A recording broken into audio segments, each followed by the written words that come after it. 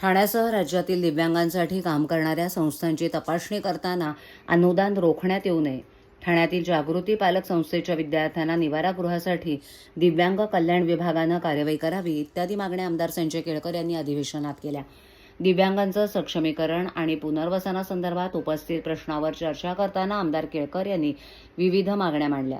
राज्य शासनानं दिव्यांगांच्या सक्षमीकरणासाठी आणि पुनर्वसनासाठी विविध योजना सुरू केल्या आहेत, परंतु त्या संस्थांपर्यंत पोहोचत नसल्याचं केळकर यांनी सभागृहाच्या निदर्शनास आणून दिलं.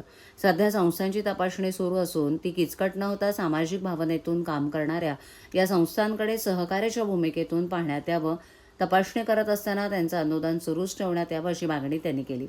शासनानं दिव्यांग कल्याण विभागाची स्थापना केली असली तर या विभागाला स्वतंत्र प्रभारी अधिकारी देण्यात आलेला नाही.